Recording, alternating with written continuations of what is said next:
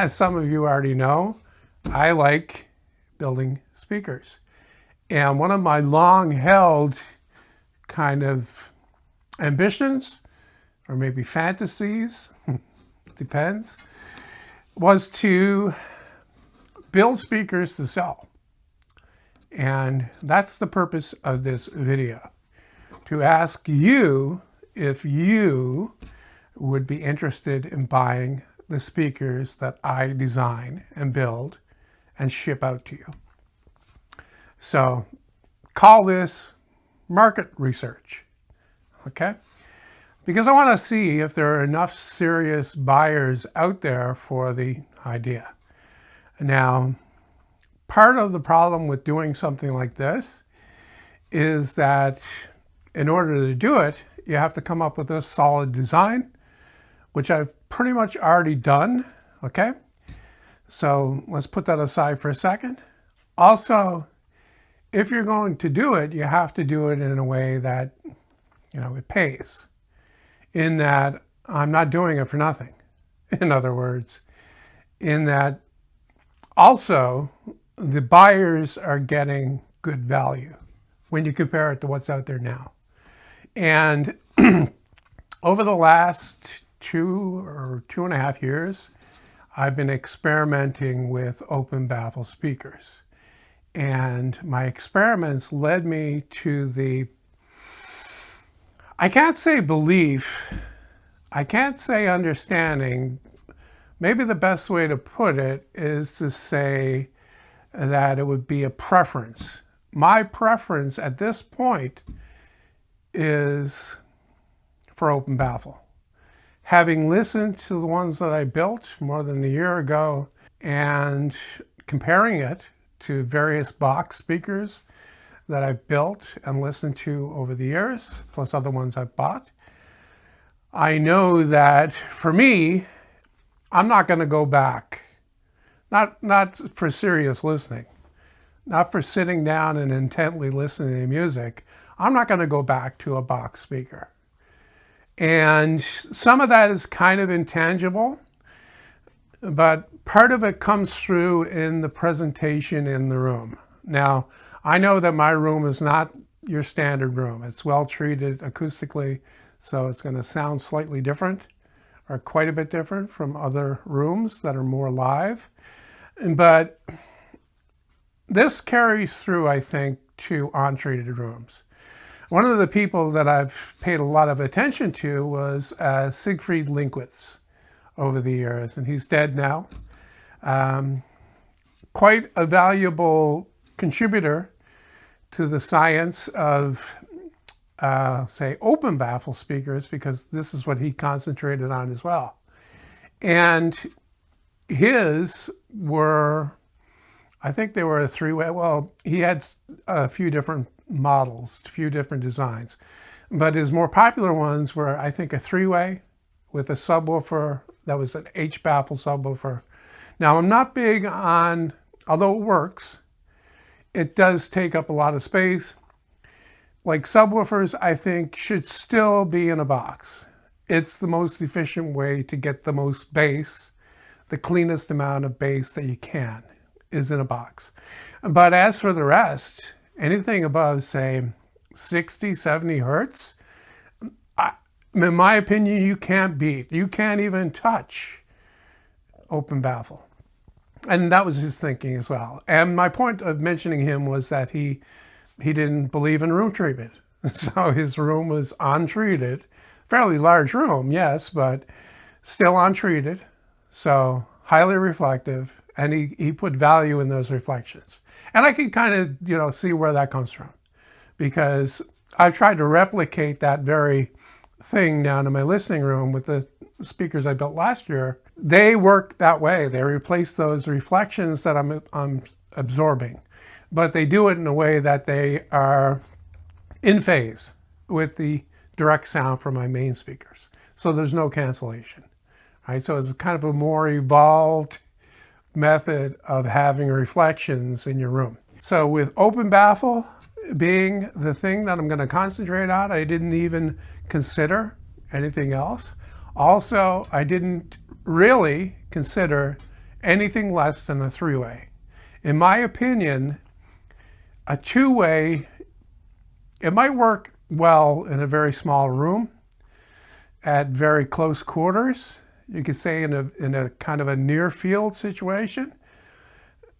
Well, it depends on the size of the two-way, that is, of course. If you got a really big two-way, then that would be different. But the typical small two-way, like the ELACs that I have, are good for smaller rooms, and they'll sound okay in a small room. But if you want a realistic presentation, something that has some, it's their quality, you want at least a three-way. That's my opinion as well. So open baffle, three-way, two criteria to start from. And armed with that, I went online and I looked at about, I don't know, 60, 70 different drivers. And I narrowed it down to like 3 different samples. And I figured I'd order the first ones, like the first set, try that and see what I could do with it, order the next set, and go from there. Fortunately, however, the first one, which was my best overall, was the one that I think has the most promise. And it's a 10-inch woofer, high efficiency, a 6-inch mid-range, and I specifically looked for a bigger mid-range, that size mid-range. I didn't want a small mid-range. I wanted something that can push some air. Okay, so that's the reason for the 6-inch mid-range, also high efficiency, and a high efficiency 1-inch dome tweeter. And the 3 of those go together in that baffle that I designed, which would be solid wood, very much like the ones that you saw in the background, the ones that I'm working on right now. And being open baffle, it doesn't have a box, but it does have a support structure behind. Also, it has wings that help with the low end response. So I built a mock-up and I brought it down to my listening room and I started working on the crossover. And actually I was able to get really good response down to just a little bit under 70 hertz, which is really awesome. And that's at 90 decibels at 1 watt. So very efficient for what it is, this being open baffle, and also very good frequency response from 70 hertz right up to 20 kilohertz. So you would fill in the lower end with a small sub, or several if you're into that. If you like a lot of bass, you'll get it. But on their own, these sound remarkable. And part of that, well, a good lot of that actually is that 6-inch mid-range that really gives the presentation that you don't get from something smaller. And you don't get, like you won't get it from, say, a 6.5-inch woofer, or I've never heard it. Not the way you're getting it here. It's so clean and low distortion and crisp and lively. It just doesn't come through in a 6.5-inch woofer like the ELACs. When I compare it, like make a direct comparison between the ELACs and these ones, there's no competition at all. It's very clear, very detailed, very refined. Okay, and I'm not just making this stuff up, this audiophile talk to try to sell the product. This is my honest opinion. Okay, in my opinion, it actually has better mid-range than my 4-ways that I built almost 2 years ago, that are my main speakers in my listening room. So tell me what you think of this idea. If I get enough positive response, I'll go ahead with it. If I don't, I won't. No harm, no foul, okay?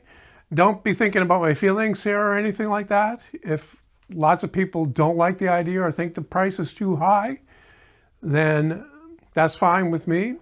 Like I said, I'm just doing this video to gauge the response that I would get if I were to do it.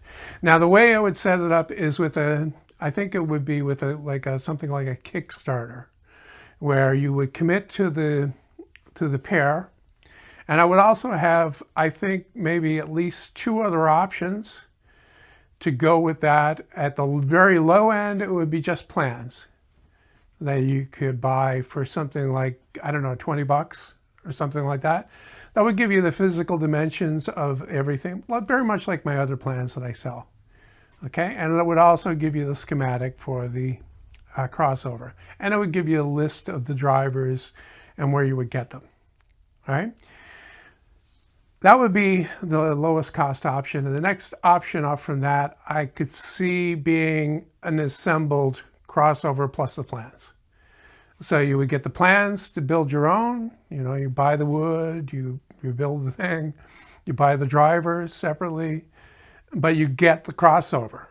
And that would be assembled on a proper circuit board. And that would be part of the overall thing here. If this was going to go ahead, I would be like, this would be a limited run, because I'd want to limit it to something that I could do myself. All right, I don't want to be hiring people to help to do this, at least not now. I mean, if it was to take off in the future, then that'd be a different thing. But I'm just doing this out of curiosity, and because it was one of those bucket list type things that I always had dreams of doing this, right? So now it's kind of possible for me to do it. I want to try it and see. But anyway, it would be a limited run of 20 pairs. That's the way I'm seeing it. Now that also depends upon the amount of actual commitments that I got, right? But I think that would be the upper limit, 20 pairs. So a total of 40 speakers that I would have to build. And I would be building them myself right here in this shop that you see and have been seeing. So I'll end this one off here. And like I said, let me know what you think of the idea in the comments and whether you're actually interested. Now, actually interested is important, because this is how I'll gauge whether I should go ahead. And it hinges pretty much on the response I get to this video.